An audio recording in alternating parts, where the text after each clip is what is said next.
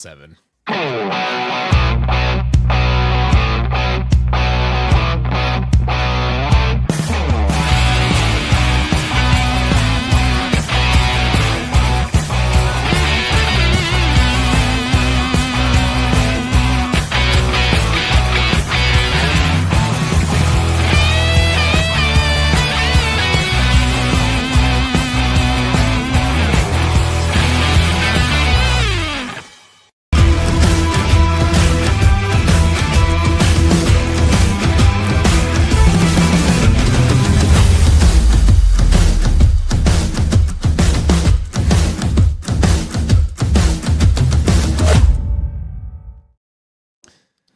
Welcome, everybody, to another episode here of the CF After Dark show.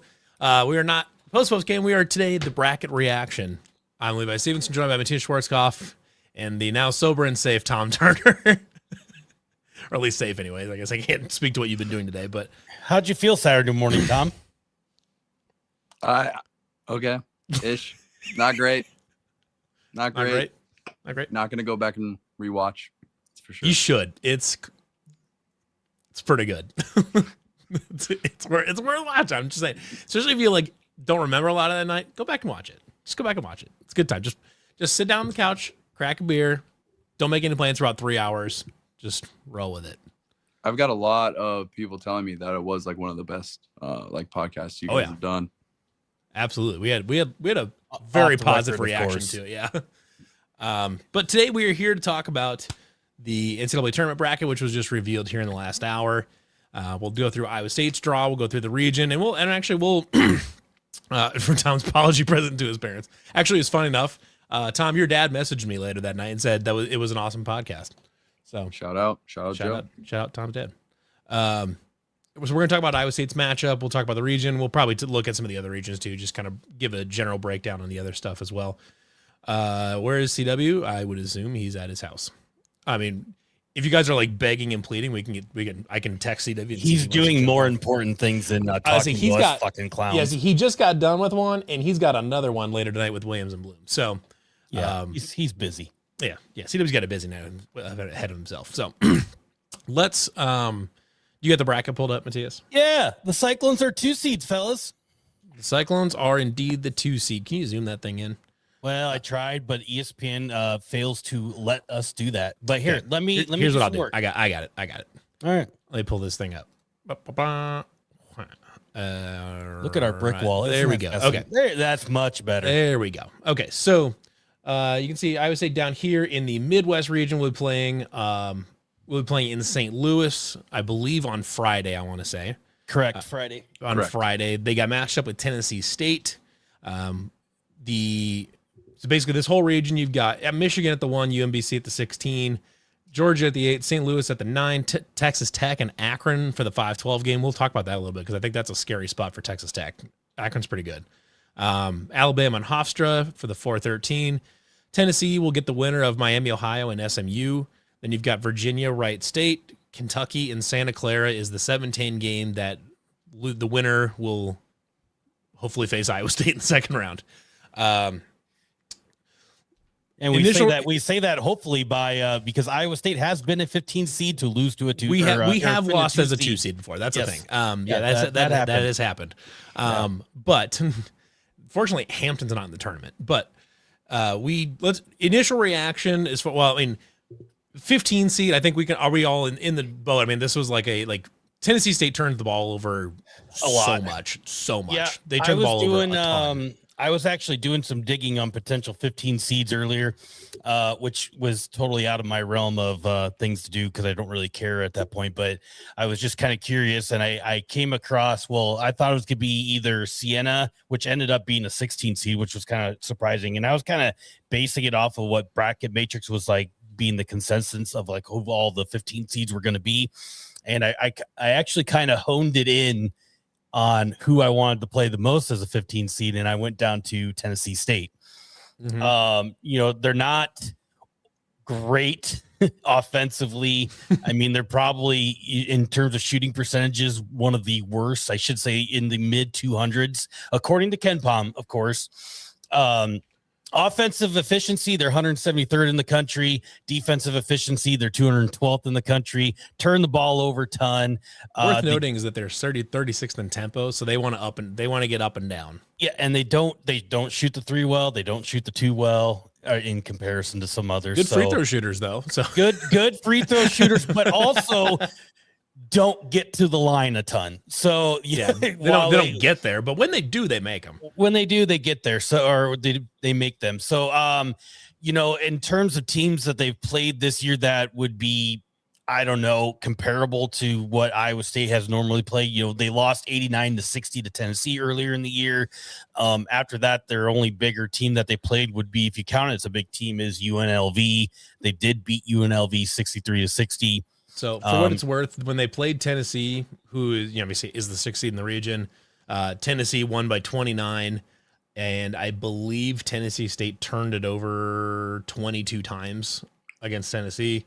And Tennessee is not awesome at forcing turnovers. They're fine. Actually, they're very mediocre at forcing turnovers. They're only 204th defensively in forcing turnovers, and they turned it over 22 times against Tennessee.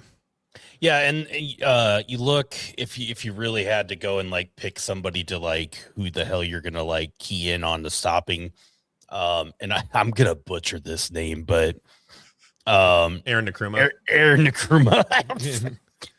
Yeah, so he's 6'6" guard or forward, however you want to label him as, but a senior for the Tennessee State.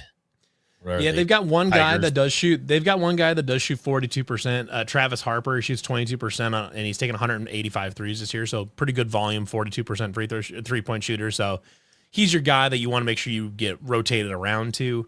They've got the Nkrumah. He's at 34%. Otherwise, they don't have anybody else over 32%, and most of them are in the 20s. So you've really only got 1.5 shooters from outside, which is music to Iowa State's ears. You only got to worry about rotating around on one guy. They have one shooter. They turn the ball over a lot, and they're not overly tall either, which sometimes is Iowa State's kryptonite. So they're 253rd. They're actually pretty short. They've got 2 guys at 6'8" in height in the country. Yeah, they've got 2 guys at 6'8", one at 6'6", and the rest in 165, and everyone else is shorter. Don't go deep into the bench a whole lot. They're almost dead last in the country in bench minutes. So short rotation too. Yeah, wear them down and just move on and get ready for Kentucky or Santa Clara, which we could talk about that a little bit later, but have some thoughts on that. I think. Tom, what do you feel? You guys nailed all the points. Really, they're an okay team. For a mid-major, being a 15 seed or whatever. The UNLV win is interesting because they beat them. And I've watched some UNLV. They're solid, a little bit above 500 in the Mountain West that had down here. But neutral court win against UNLV, that's something to keep your eyes on, which I do like. As a team, they'll be this team has the capability of hanging around. Don't let them do that. You got to kill them early. But the biggest thing for me is the height. 2 starters at 6'8", and that's it. You have a 6'10" guy off the bench that has played I think an average of 4 minutes. So it's they got nothing down low. The way that Buchanan's been playing lately, I feel really good about this matchup, as you should, as a 2 seed going against 15. If you're worried about the 15 seed as a 2 seed, then you probably shouldn't be a 2 seed. Yep. You shouldn't be a 2 seed. Yeah. But certainly shit does happen, as we know. Shit does happen. Shit does happen, and it can happen. But I think this team is motivated enough to allow shit not to happen. Well, and the great part is the way they're going to beat Tennessee State is how they want to do it, forcing turnovers, getting in transition. They'll have the opportunity to play the game they want to play versus doing something weird and just winning on talent or athleticism. They'll be able to win how they want to win, if that makes sense. So they don't have to change play styles to beat Tennessee State. But being the 2 seed, it's hard not to look ahead to that 7-10 game. Kentucky, Santa Clara there. Where height does exist on both of those teams. So Kentucky is an interesting one. Probably if you were picking a 7 seed to play, Kentucky's probably not the one you would pick, but they have very few notable wins this season. They're 28th on Ken Palm, 39th on offense, 27th on defense. When I see 39th on offense, that is a that sounds to me like a team that Iowa State wants to eat for lunch. They are a very mediocre 3-point shooting team. They don't turn it over a ton on as far as like non-steal turnovers, but they do get the ball stolen from them here and there. They've lost, in the regular season, they lost 4 out of their last 6. And granted, it was to Florida, Georgia, Auburn, Texas A&M, Florida, which is all tournament teams, and one's Florida, obviously. 2 of them are Florida. But they're fine. They're athletic. They're tall. They're very tall. To me, it feels like just a less skilled, like an old Calipari team where it's just athletes and length everywhere.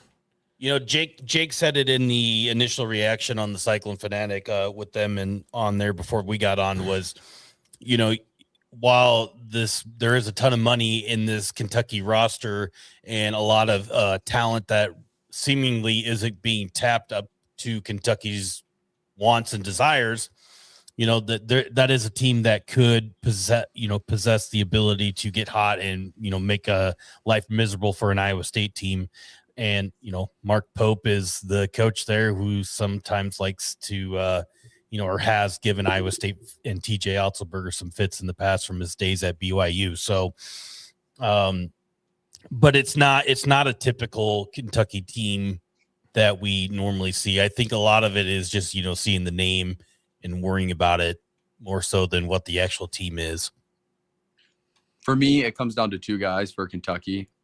Obviously, they have to win their first game against Santa Clara first, but it's Kennedy Chandler, and I'll take it Owe for me. Mm-hmm. Owe is sort of an off-brand Terrence Shannon, the way he plays. He's amazing downhill, not that good of a shooter, way not as good as Terrence Shannon was. But Otega Owe, you let him get downhill, it's going to cause problems. It's going to cause our defense to collapse, open up shooters, and that goes to Chandler.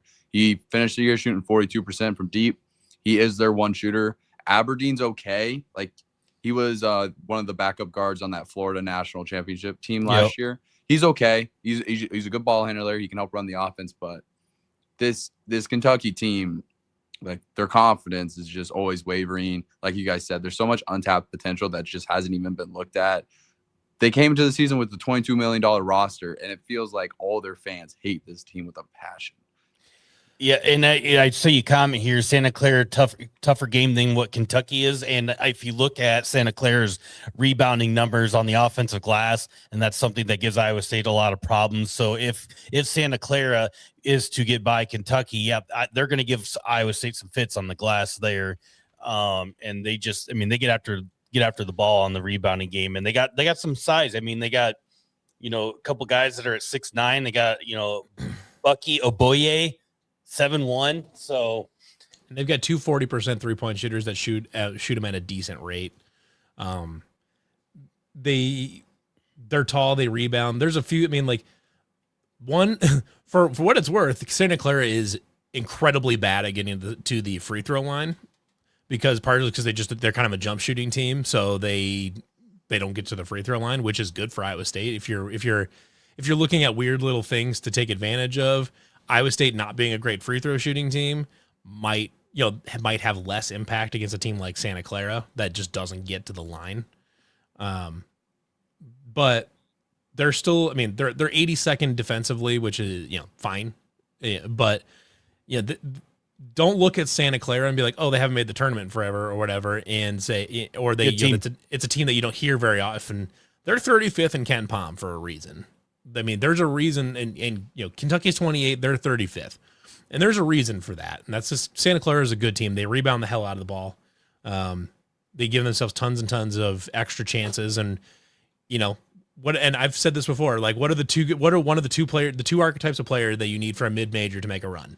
You need either Shabazz Napier or Jimmer Fredette, something like that, or you need Kenneth Faried. You need one of those two people. And they have Kenneth Faried. The whole team kind of does that. But Kentucky's, as far as a matchup with Iowa State, Kentucky's probably the better matchup, I would say. Get-in price for St. Louis right now is $700. That'll go down. Ouch. But the problem though is that Kentucky's there, and Kentucky's going to eat tickets real fast. Yep.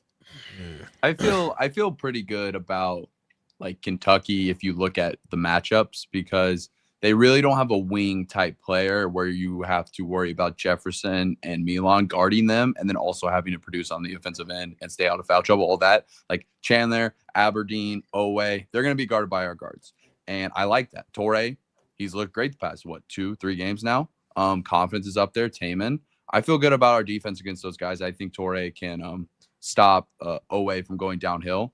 And we saw what he could do against Jaden Bradley. Obviously, that great defense on that last shot that happened to go in. I kind of like the guard play matchup, and then it just goes down to the height. But like Buchanan's playing well. And then for Santa Clara, I need to get more into kind of the matchups there. But they kind of give off the vibe of Washington State in 2024. You know, a team people are overlooking because West Coast, they play late. But you look at the analytics, like top 40 in KenPom, they have a player that can step up when it's needed, and they feel underrated a little bit. That Washington State team was so underrated, but Santa Clara, I think a lot of people, not just Iowa State fans, but filling out their bracket, they're gonna be like, "Oh, Kentucky wins this one." So it's just like something to keep your eye on there. Yeah, I think is it Dylan that's brought it up a number of times. Is Sash Gavalyagov, something like that. I can't. Is it? I'm usually pretty good at pronouncing names, but his is tough. He's a bucket. He can score the basket. He's 36% 3-point shooter on a pretty good volume. I mean, a lot like any other mid-major that makes their way into the tournament. Usually they've got a number of shooters because that's how mid-majors typically try to get like high-end mid-majors. They separate themselves from the pack in their conference by just being better shooters or better rebounders than the rest of their conference. So then when you we're just better shooters and you take that to a tournament, then it becomes if they get hot, they're tough. If they go cold, they're in trouble. And this isn't you and I show, but what do you think of the draw out in Cali? Horrible. Yeah, that was the probably Horrible. worst case scenario. But Oh if my God. anybody can pull a rabbit out of their hat, it's Ben Jacobson. He's done it before. Yeah, that's a terrible. But that's a whole new animal of a St. John's team that probably is way better than what their seed line is actually showing. I mean, that's a tough, physical, fast team, and obviously we saw that firsthand playing them out in Oregon earlier this year. That's tough for you and I. Out in Vegas. Sorry. Yeah. I'm thinking the other one. Yeah. Yeah, you and I is screwed. It just is what it is. Like, I mean, they can win that game, but it's just a horrible matchup. Kentucky is interesting to me because I get the fear of length and size and athleticism. I get it. But if you look at the teams though that have really given Iowa State like the most problems though, like Texas Tech, shoot the lights out, just shoot the cover off the ball. Mm-hmm. BYU has maybe the best player in America, and he individually is long, athletic, and all that, and he can make shots.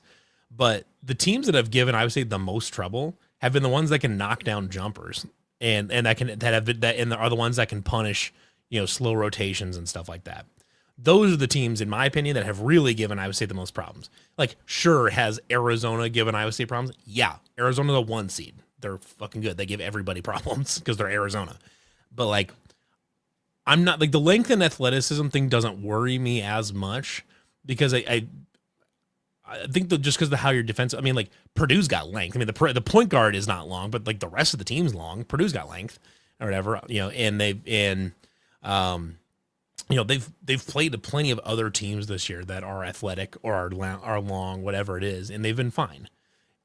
To me, if you run up against a team that has 4 shooters that you're really battling, or it has a playmaking guard that can just go get buckets and can shoot, like that's where you get a little bit nervous maybe. But just because a team is long and athletic, if they're not able to knock down jump shots regularly, I don't like that matchup against Iowa State. Iowa State wants you to be a jump shooting team, basically, because of how they double in the post and all that. They want you to be a really good passing team, a really smart passing team, or like they don't want you to, whatever. The team that's best matchup against Iowa State needs to be a smart passing team that keeps the ball moving and can knock down open jumpers. Kentucky is okay, I guess. They've got the one shooter, Chandler, but if Owe has 8 half contested threes a game, he's going to make 2 or 3 of them. You're not that worried about Owe going. You're not Owe doing it. Worried about Owe doing a Delorso thing where he's shooting 31%, and then all of a sudden you go 6 and 9. Like, you're not really worried about that. So Ken Pom has officially updated here. They have this as a Iowa State win, obviously 81-60. Be the final score is what the analytics is telling them. Over Tennessee State. I think the Vegas line came out at like 23 and a half. Yeah, 23 and a half. So Ken Pom and Vegas are pretty much in the same boat. For Kentucky, like Owe, I just talk to myself more into it every second, which is going to happen. We don't even play till Friday. So you're going to go through so many thoughts about the games. But like Owe has a massive hitch in his 3-point shot.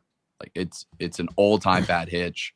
He's shooting 33% from 3. Aberdeen's shooting 35 or 34. I mean, are we talking like Michael Kidd Gilchrist hitch in the shot? It's not great. Because that's the all-time hitch. But I mean, like these guys, you just got to keep them off balance. Don't let them get into rhythm. And this is a Kentucky team that will fold. You've seen it throughout the season. I don't want to say they struggle with pressure, but they really have a hard time playing up to competition. Florida came into their house and they let them beat them up. They came back a little bit at the end, but it was too deep of a hole to get out of. And they have had a very underwhelming season. And I think that could play a part in kind of how this like chapter unfolds for them. Yeah, I think Kentucky is too. If Kentucky is shooting really well, like if they're playing their best basketball possible, yes, they will give Iowa State problems, absolutely. But they're just not dependable for that. And I think if you're just playing the odds are that Kentucky will make some plays in that game that are they're athletic, and you're like, okay, this is a tough matchup individually. Like if Milan Momcilovic gets switched onto Owe or something like that, you're like, that's tough. But they just, obviously just needs to adjust for that and make sure that Milan doesn't get switched onto Owe or, whatever. And, to me, Kentucky is not, they don't offer enough skill wise and shooting wise they don't offer enough in terms of shooting and skill to overcome their inconsistency and withstand like halftime adjustments from Iowa State. To me, like Kentucky's going to have a plan to start off with. They might get off to a hot start just because they're going to just use their length and athleticism to try to just overwhelm Iowa State. They may get away with it early, but I think once you get some adjustments in there, you fix your rotations a little bit and make some quick thing. Like I think Kentucky falls apart a little bit at that point because they just don't have the one elite shooter they can kind of fall back on is Colin Chandler, but like that's like it. I mean, they don't have a backup plan. If they can't win with athleticism over Iowa State, they don't have a backup plan. Shout out Cyclone Larry says he has us on his TV right now. So hopefully his mother is there watching with him. Yeah. We had that comment she's earlier. Seen me with clothes on. We had that comment earlier about us being ESPN talking about us as the best team in the region. I don't even think that's recency bias with Michigan losing today. I don't think it's crazy at all. Right. So honest. Let's say you get past. So Santa Clara is obviously the other team there. We talk about it. They shoot pretty well. They rebound the hell out of the ball. I would probably rather play Kentucky myself just because of how we play. But Iowa State can beat Santa Clara. They'll be favorites against Santa Clara. They're kind of mediocre defensively.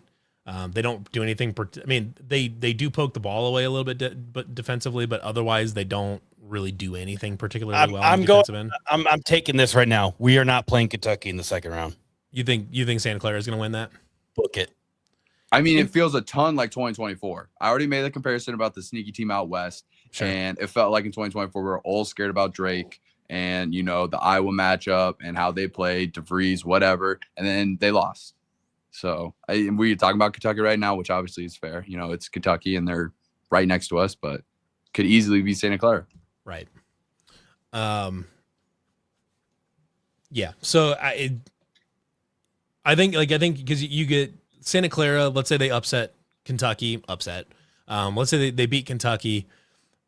You might be able to get I think they can get Kentucky on a surprise thing, like, oh, we didn't realize Santa Clara was as good, but they won't be able to catch Iowa State off guard because they'll be like, oh, they beat Kentucky, and then Iowa State will be pretty laser focused on that, and you'll be able to watch some tape and be like, this is how Santa Clara beat people. So yeah, I mean, it's really just if you play Santa Clara, it's battle on the boards, much like you did against Arizona, because they're similar rebounding teams.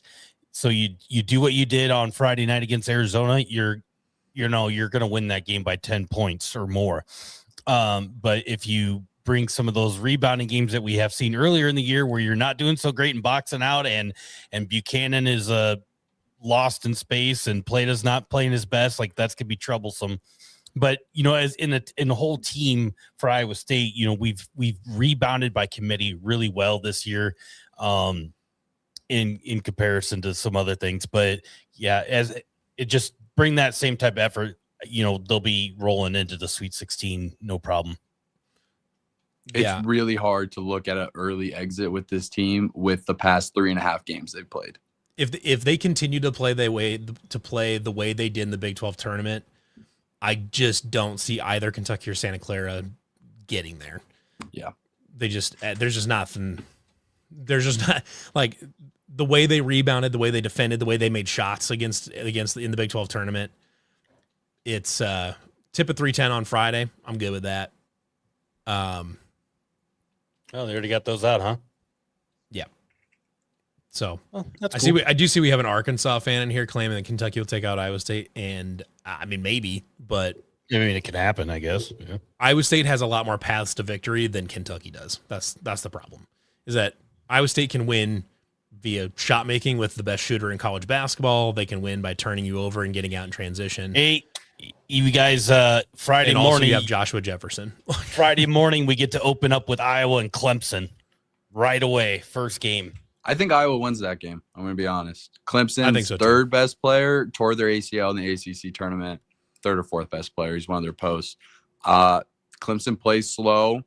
Not a great shooting team. Ben Iowa. McCollum will look that pace in the face and be like, fuck you, we're playing slower. Yeah, exactly. And then Iowa is going to get destroyed by Florida.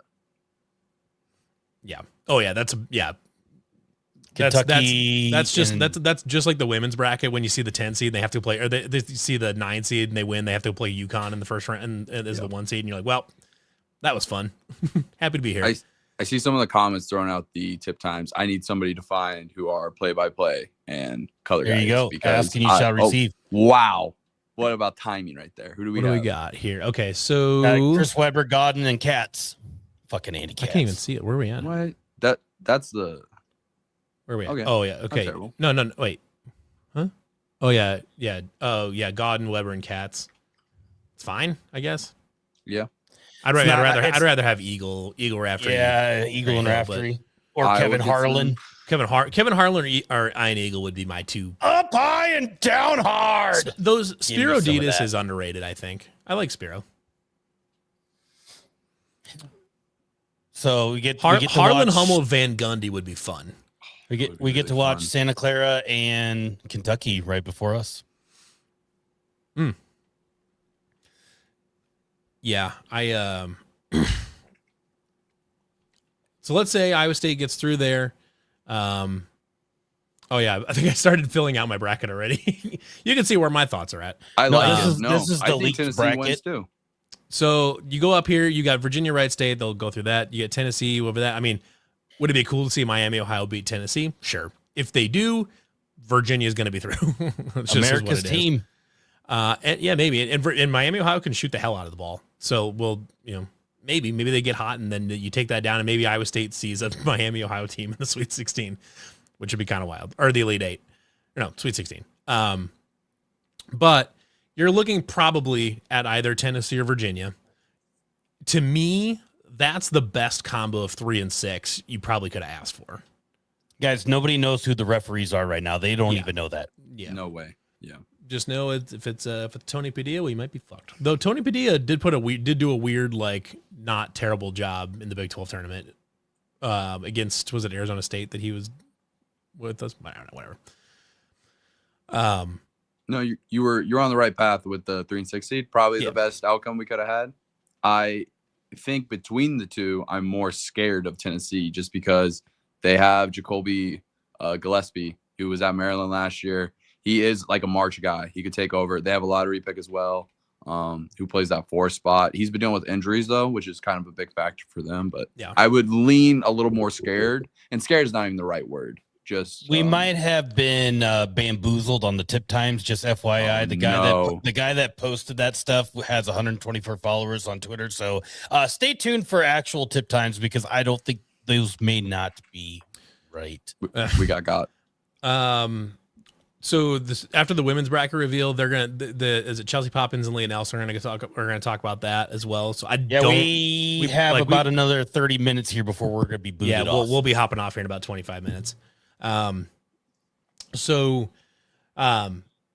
Tennessee, good defensive team, 15th on Ken Palm. They're fine on offense, 37th. They are the number 1 offensive rebounding team in the country. What, Jackson? Gosh, why is he yelling? Probably because I got bamboozled by a fake guy on Twitter with tip times. Hey, if that guy turns out to be right, then I look smart. That's fair. Well, he looks smart anyways. And then if he's wrong, and then worth noting, Tennessee early in the year did beat Houston. They can be a good team. Down the stretch, they have struggled to score. They lost 3 of their last 4 to Missouri, Alabama, and Vanderbilt. They walloped South Carolina, who's bad. But so they're struggling down the stretch. They haven't been able to score the ball very well. Their peak is higher than a 6 seed for sure. Like they at their peak, they're probably a 3 seed. But the way they're playing right now is not going to inspire a lot of confidence, I don't think, in some people to pull through the Sweet 16. Hell yeah. Us too, Rex. We do have the factor of Rick Barnes going against them. He is historically awful in the NCAA tournament, especially after the first 2 games. They are also a bad free throw shooting team.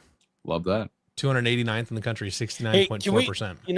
It doesn't really matter about free throws. And, Jay Billis can say all he wants on the show about free throws could do us in. But apparently when we miss our free throws, we become a superhuman team.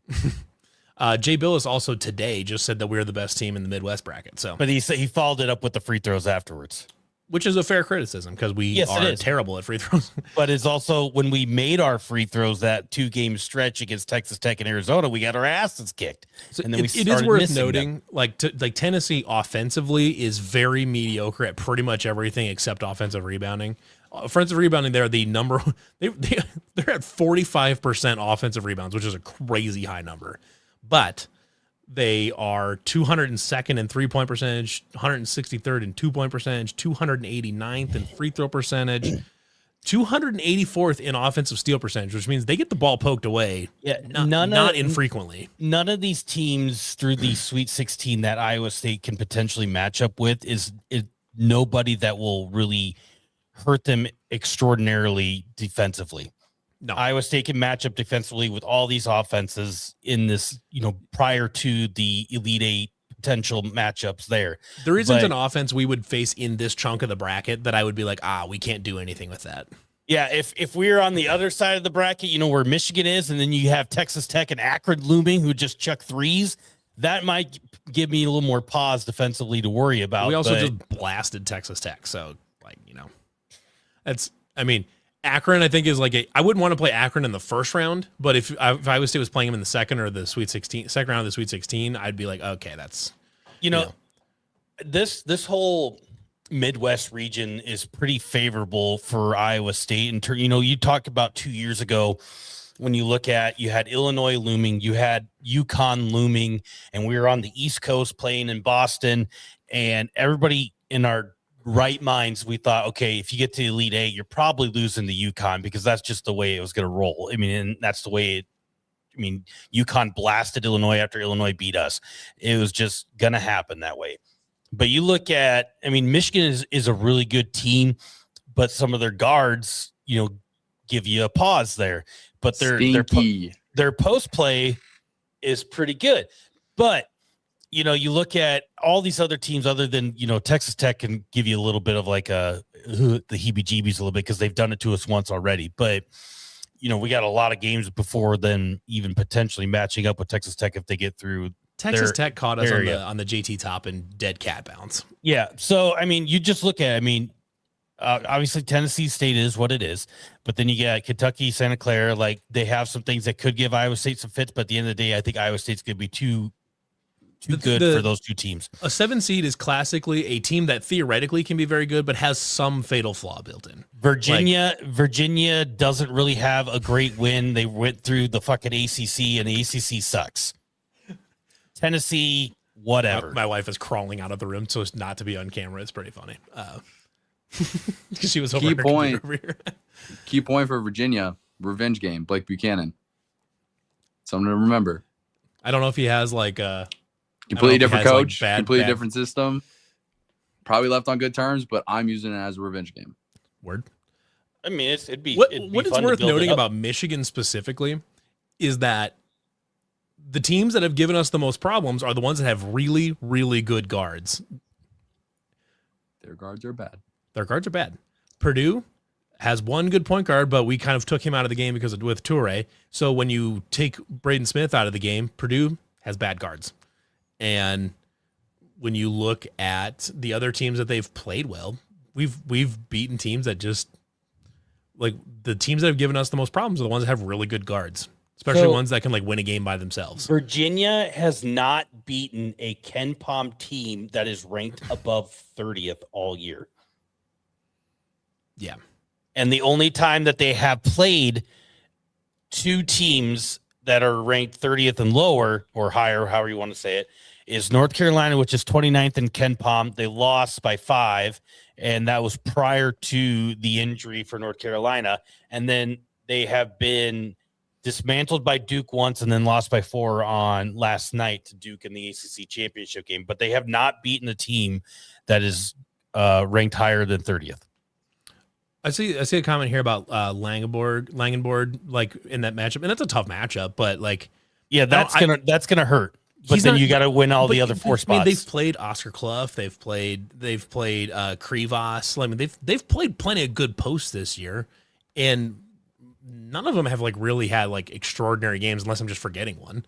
But also, Yaxel would probably be guarded by Jefferson. Jefferson. They each play the 4, and then Mara is at that 5, and he's like, a whole nother thing. A guard that can create their own shot and beat a one-on-one on defense, or a one that's a really, really good playmaker like a Christian Anderson. Those are the types of players that scare me. A really, really good post player doesn't worry me as much just because of the way the system works where you're doubling in the post all the time. Like a good post can be a problem if they're really, really good passers.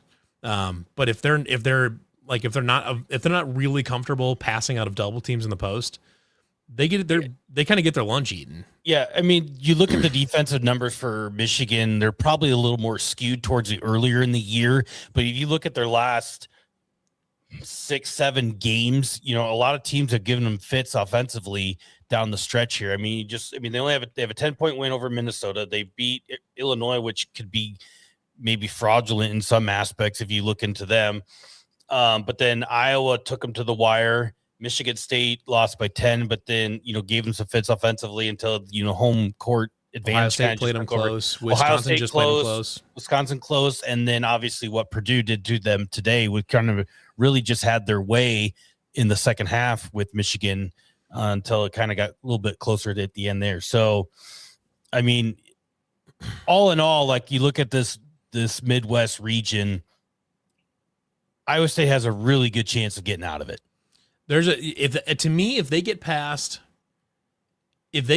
Kentucky and they're playing well, if they're playing well through the Kentucky game, I'm jumping on the wagon that they're going to keep playing well and keep beating good teams. Yeah, and we talked about the expectations. We've done it ad nauseum really on these shows since we joined the Cyclofanatic crew here. But I think all of us have kind of flip flopped on some things on whether it was Final Four. Like we all have thought at one point in time, and probably still do, that this Iowa State team is a Final Four contender. And the way that they played this past week in Kansas City proves that they are. But then now I'm going to look at this thing as like the minimum for this Iowa State team is Elite Eight. Like if they don't make the Elite Eight, like it's gonna feel bad. And if then you get to the Elite Eight, anything goes, because that's a big game. Everybody's gonna be playing with high emotions, but Elite Eight is your bare minimum spot for me. Like if Sweet 16, you get there and lose, that's gonna feel like a failure. I would agree. Yeah. So Iowa State is actually tipping off. Let's see here. Are we on that sheet you just pulled up? Was tip times? Was the tip time correct? We don't know, because this guy, the tip time is 4:10 p.m. Eastern time, so we are tipping off at 3:00. Well, this guy that keeps getting retweeted by everybody is a Rick Fieldsman. Rick Fieldsman. Why did you say it like that? Because he's not real. So, and Keith Murphy just retweeted it too. So, damn. Anyways, I got bamboozled by Rick Fieldsman. Who is Michigan's 4 and 5 seed? I don't remember off the top of my head. Michigan's 4 and 5 seed are Texas Tech and Alabama. So, I mean, like Georgia might theoretically make it a little tough on Michigan. I don't like the Alabama matchup. I don't think. Hey, I mean, St. Louis up there, a little sneaky. Mr. Four Eyes. I think Georgia's going to blast Mr. Four them. Eyes. I like Robbie Avila. I think Georgia's going to kind of blast. I think Georgia's going to blast St. Louis. I don't know. Georgia has a really good center. Yeah. I think they'll be able to. I think yeah. But Akron's scary for Texas Tech. I got Akron game is going to be fun to watch. I've got Akron currently picked to beat Texas Tech. That is a fun game. It's a fun game. Texas Tech will win if Texas Tech shoots well. They can beat. Over and under how many 3-pointers are shot in that game? Oh fuck, 50, 60s probably. I would say 50, like 50.5 is a good over under probably. 50 feels kind of low. 50 could feel low on that one. I mean, like if either of those two teams get hot, they can make it to the Sweet 16. Player of the year on Akron. David, I saw that they said Christian Harrison was going to be ready to go. Yeah, he's fine. JT Toppin's still out for the season. I don't have a lot of faith in Alabama to do a lot, but I mean, like they're a 4 seed, I guess, based on like record and resume, but to me, they don't feel like a 4 seed. They don't have the bigs at all. They were going for G League guys because they needed bigs, and they're going to go up against Michigan. Like, I don't see that. For Michigan, Milan, for 1 point with that matchup, Morez Johnson, maybe the guy that is the perfect example of a really good defender for Milan. That worries me a lot. Very physical, huge, big frame, can move his feet. And if he's going to be on Milan all game, but then again, like their guards are so bad. Like their backup, I think it's Kaysen, tore his ACL in that Illinois game that they won. He was probably their most trustable guard, and he was their backup guard. Elliot Cadeau, very struggling shooter, always on and off, not reliable. And then Burnett, who's been in college since 2020, he started his career at Texas Tech. He's a good shooter, but really that's it. Like not great ball handler, doesn't really create off of drives. Like, and then Gale, that transfer from Ohio State a couple years, he's okay too. It's just like the guard play isn't going to move you. It's Yaxel, it's Johnson, and it's Mara. To me, Killian, we're asking for like a couple Killian Touré pick sixes, in that game. And, Taman Lipsy jump on a couple passes and something like that. Like I said, to me, if Iowa State looks good in this game, whoever they play against, if they look good in that game, I will pick them at least to here, maybe past there. If they play this thing close because they're kind of doing some weird shit and they're just like they win, but it doesn't look great, I will feel much less confident in this game. Because this team, if nothing else, has been streaky, not necessarily in terms of wins and losses, but in terms of how they're playing.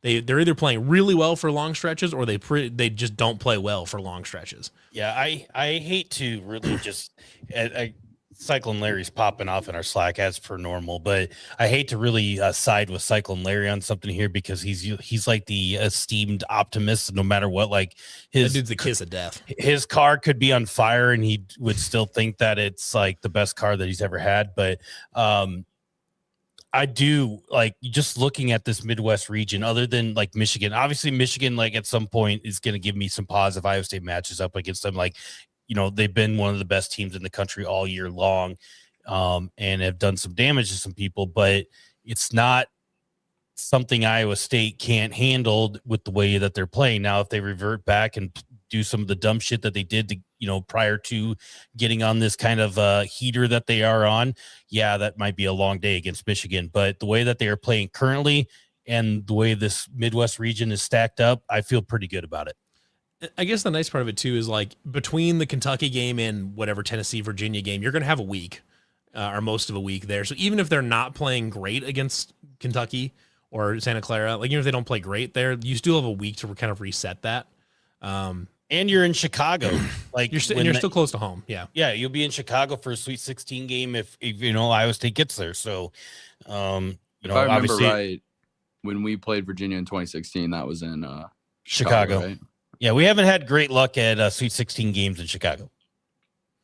Yeah, but I mean, it's kind of. We also haven't really had great luck in Sweet 16 games here in a while. So sounds like we're due. We're due. When was the last time? I mean, name a Sweet 16 due. game that we've won recently. None. We have. So, so we're just like Arizona in that way. You know, so it's kind of like a. Like I said, how they play against Kentucky or Santa Clara will tell me a lot about how far they can continue to go because they're streaky and taking a week off here and there. Iowa State maybe they can keep playing through it. Maybe they lose their mojo. Iowa State hasn't won a game in the United Center since Tim Floyd went there and Fred Hoiberg went there. So, yeah. If you talk about Iowa State being streaky, making a run, there's a certain team on our side of the bracket, Arizona, Final Four.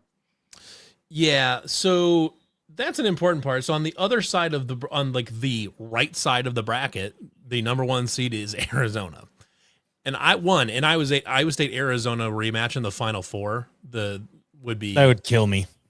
It would kill me because based on history, we know what might happen in that, and Tom's gonna go find some traffic to walk into. That game can't happen. And I said it in the Slack before the bracket reveal. I said, I don't know how it could happen, but I think we're going to play Arizona for a third time. And now there's a possibility that would include us somehow making a Final Four. Here's my redemption for here's how it's going to happen that we're not going to play Arizona. Arizona's going to, well, first of all, Long Island's going to beat them. No, Fins up. Fins up. This game doesn't matter because they're getting blasted. Wisconsin's going to win that game. Hawaii's going to win that game. Wisconsin's going to win this game. And if Wisconsin gets hot, listen. If Wisconsin gets hot, this is the best offensive Wisconsin team in a minute. And of all time. They're hot. Yeah, of all time. They are cooking right now. And if they can keep the mojo, this 1-5 right here is upset city. Has Greg Gard pulled one of the biggest mid-season turnarounds in the history of college basketball? Big time, yeah.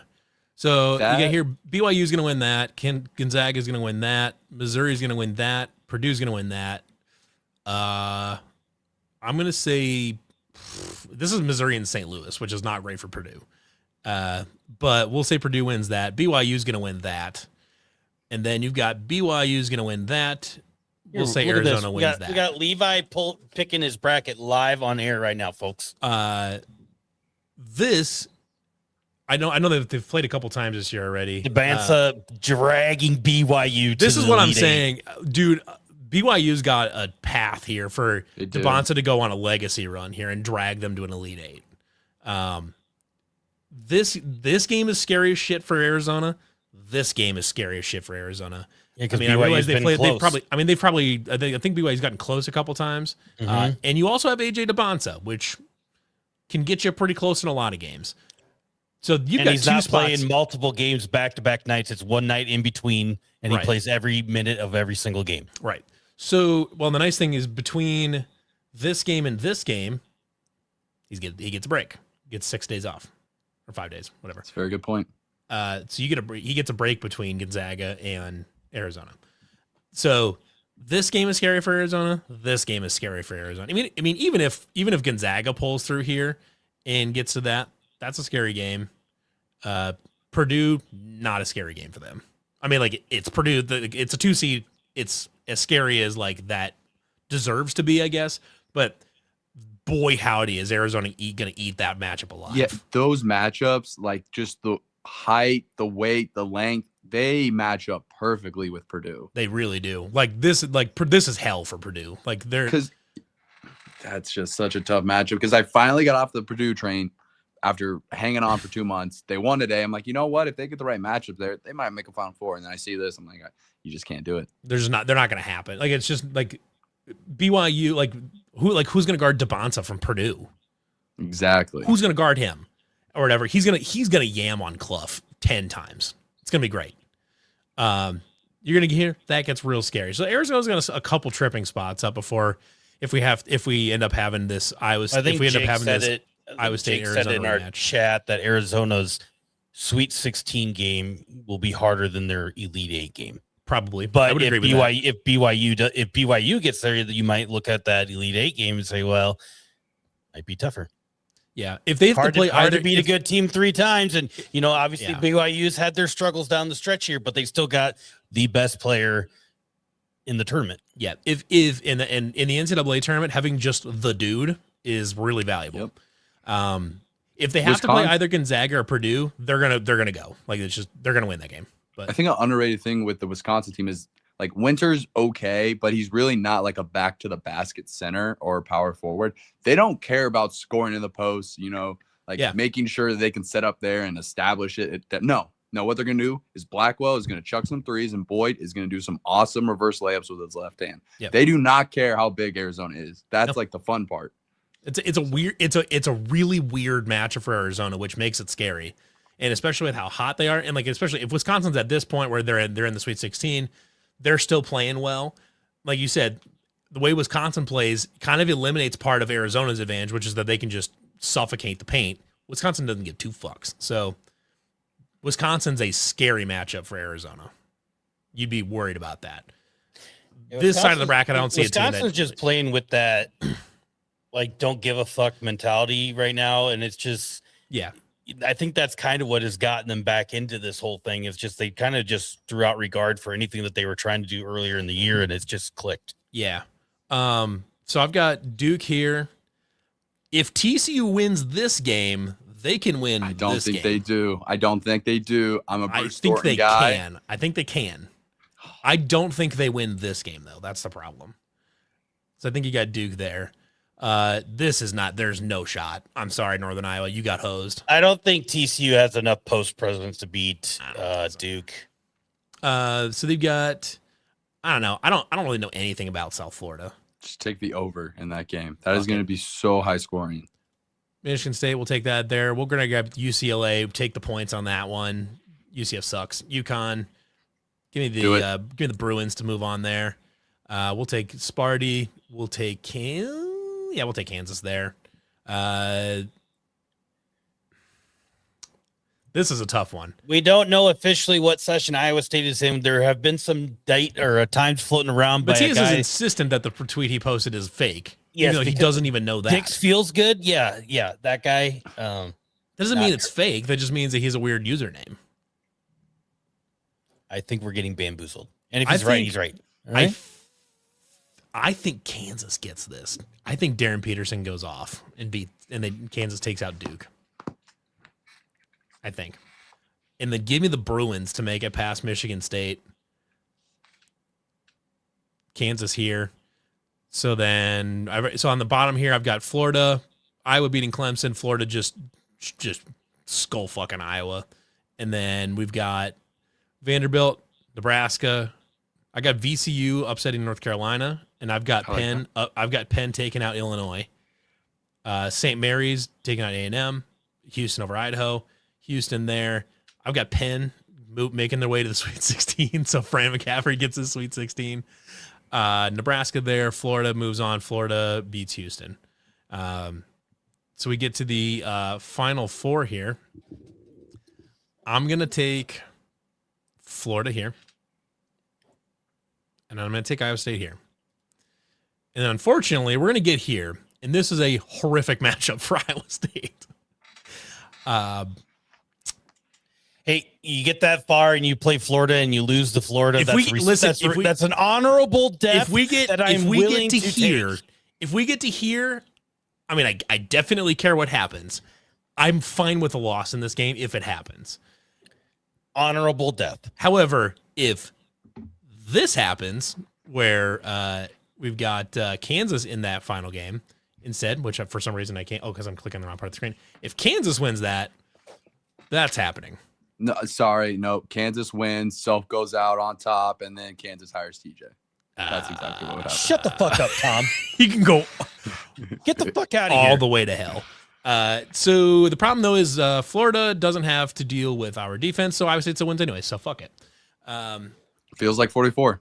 Feels like 44 gets you to here. Hey, But- there'd be no shame in next year's basketball season. You hanging up that banner and it says national runner up. So what I'll say is if Iowa State is playing well enough to make it to right here, they can beat this team. Exactly, period. because Florida is very similar to Michigan in really good post players, and their guards are very inconsistent. Yeah. So We just hope that Florida goes back to shooting the 3-ball like they were in November. yep. That's the key. And that's what it is. And so that's where I'm at. Yeah. I mean, there's a path here. We're going to find out in this game if Iowa State's got a shot. Dylan Kuhn is working the DPI spreadsheet, which is also called the double penetration index. He has Iowa State has the best double. For the record, the official name is the Dylan Power Index, but it's the double penetration index. He has Iowa State with the best double penetration index in the Midwest region. There you go. See, Iowa State. I'm not sure what to do with that. So DPI, boys, double penetration index. the problem is there's a bunch of people tuning in on a nice Sunday night that were just having a nice day, and they were like, "Oh, let's get some really good, enlightened bracket breakdowns here." Well, from the if CF After Dark fucking crew. Rick Fieldsman wouldn't have come in here and derailed this thing with his fake. You're really times. like that whole thing got you really fucked up, didn't it? I hope he's right. Then I don't look so dumb. Boy, I got bamboozled. If it makes you feel any better, Jackson Pence sent me the same tweet in a text message. Well, suck it, Jackson. You got bamboozled too. Oh, you're just saying everybody's dumb. Yeah, everybody's dumb. Okay. Yeah. So I mean that's certainly possible. Cody says he loves the double penetration index. They're here for double penetration. Yeah. Do we got any thought? Is there any of this you disagree on that you don't like? I thought they nailed the bracket, which is kind of surprisingly with the committee. Usually they mess Just something up glad they somehow. didn't. I'm glad they didn't stick Auburn in there. Yeah, Auburn would have been bad. We'll pick some playing games. We're gonna grab the Red Hawks. We'll grab Lehigh, For the culture. UMBC, and NC State. Fuck Texas. NC Yeah, State. NC State. Yeah, I'll say I was gonna. My gut said NC State. That's another one. Like Auburn, like not getting in great. I'm glad they didn't even consider it, which they were last 4 out, so they did consider it. But Texas is not good. Yeah, no, it's not great. I forgot they had these little matchup things here. What do they have to say about Kentucky? So they played a stronger schedule. They probably had some more non-con opponents than we did, but otherwise leaning fair. This feels unfair. How dare they? They're at 176th. We're bad, but they're not like great. Like this feels unfair.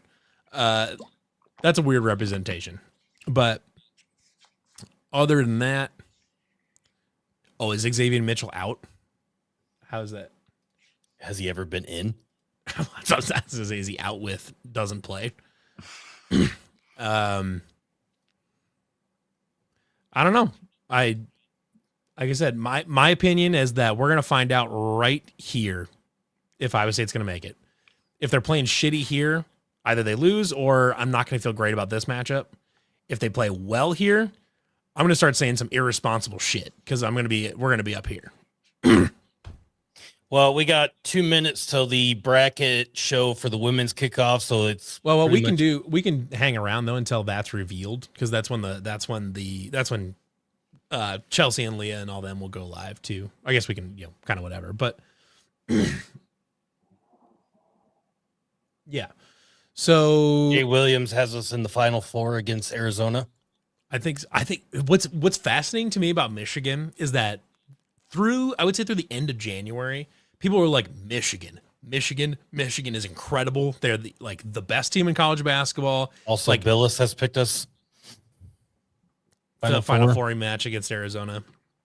Oh, hey, speaking of bracketology and picking brackets here, if everybody who is following all of our social medias and everybody in the Discord, I did post links to earlier today to join the women's bracket challenge and the men's bracket challenge. So go find those links, join our bracket challenge. If you win, we might give you something. I don't know what, maybe a knuckle sandwich or whatever. But if you win, maybe we'll get you, the Cyclone Fanatic After Dark merch that we're still working on.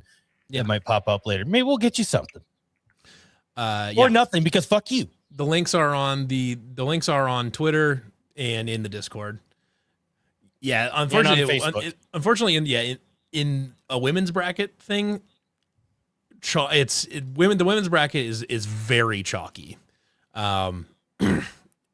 Unfortunately, the men's bracket has become much chalkier in the NIL era. Unfortunately, doesn't mean some of the games haven't been good, but we just aren't seeing 12-5 upsets very often because there's just a big gap between them, just with NIL because talent has floated to the top. You're not going to see Vermont hang on to a 25-point a game score. You're just not gonna anymore. That doesn't exist.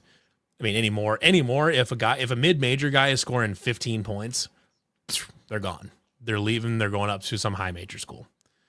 So that's unfortunate because it takes away a little bit. It takes away a few of the Cinderella stories every year, but it's still March Madness. It's still fun.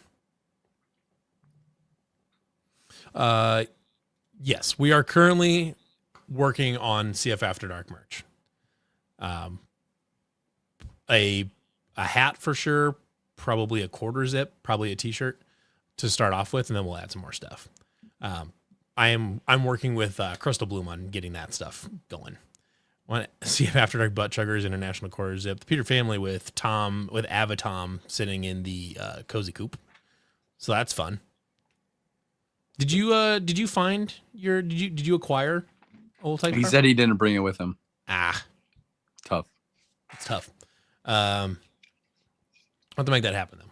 I think I have zeroed in on what I'm going to do because can confirm there was a message to Tom that said that he didn't have it with him. So Tom is not lying. Thank you for that. Because I could just sense that the chat was be like, you just didn't want to get it. No, I tried. True story. True story. Tom sent me the screenshot. He didn't have it. I'm gonna just pull up the feed here. I don't know how quickly Iowa State's gonna get announced here. As far as the bracket goes. Yeah, so we talked about it earlier, but I'm gonna run through it real quick. But the first four out of the NCAA tournament was Oklahoma, Auburn, San Diego State, and Indiana. I can't believe Auburn was even in the first four out. They shouldn't even been close to the conversation. Shouldn't have been in the conversation. Terrible. And Indiana has already turned down the chance to be on the crown. Perfect. Just the man I was wanting to talk to here. We've got David in here, our women's basketball expert. I wouldn't say expert, but sure. Well, you're the guy. I am the guy. That's true. Yeah. So, what's the feeling here? I mean, is this like a 9 seed type of thing? I would say 9 or a 10. I lean more towards the 9. So you'd want the 10, but you want the 10. But I don't know if Iowa State slipped quite enough to be a 10. So I guess we'll find out. But I'm leaning that Iowa State will be a 9 here tonight. Yeah, and the tricky part then is, I mean, like, unfortunately, it's in women's basketball, the 1 seed is the kiss of death. So yeah, and particularly this year, the top 4 or 5 teams are very clearly the top 4 or 5 teams. So you're very much not in for a good time, especially because in women's basketball, the top 4 seeds host. So you're a true road game at the 1 seed. So you're very very much under the gun. It's difficult. I guess. Is there anything that gives you hope that they could take down a 1 seed? Health. If Addie Brown is playing healthy Addie Brown basketball, I think that Iowa State's a top 10 team in the country. The problem is they haven't been able to put everybody healthy together and play a full game of basketball. And I think that's kind of been their problem all year, is that even when they've gotten, because I mean they were 17-1 in the first 18 games that they played with Addie Brown and Audie Crooks healthy, and they played Baylor tough. This was a team that went to TCU and had a double-digit lead in the fourth quarter. I mean, this is a team that can compete at that level. The problem is they're just not doing it consistently enough to end up winning those games. First responders wants a autographed Cozy Coop. Autograph Cozy Coop pre-cut with the microphone in place. I think I suggested that on whatever it was, Friday. Which hour was that? The 1, 2, or 3? I'm going to say it was hour 2.5, maybe. The issue I've been running into acquiring one though is that used ones are not much cheaper than new ones. So like you can get a used one for like $40 or $50, but you can get them from Target brand new for like $60. So it's kind of like, do I want to drive down to Durant, Iowa to buy a $50 Cozy Coop, or I could just have one from Target brought to my door for $10 more. That's the tricky part that I'm running into. But okay, we've got our first ones coming out. We got the UConn's number 1 overall. It's number 1 overall. Not surprising. Figured it would be them and UCLA as the top 2. But UConn undefeated season, number 1 overall seed. So basically, once Iowa State is announced, we are out of here. Yeah, we're as soon as Iowa State's announced, we are out. There it is, right there. We're the 8 seed. We will see you guys later. We will see you guys later, everybody. Thank you for later, guys. Thank you for watching the Bracket Reaction Show. We'll be back here. Just hang out here for a little bit. Chelsea and Leah will be here, and they'll break down this thing because they're going to be paired up again. So the 8 seed under UConn's 1 seed. And the 9 seed is Syracuse. So, all right, have fun, everybody. I like that matchup, by the way. Just not the second round one. Thanks for just not UConn.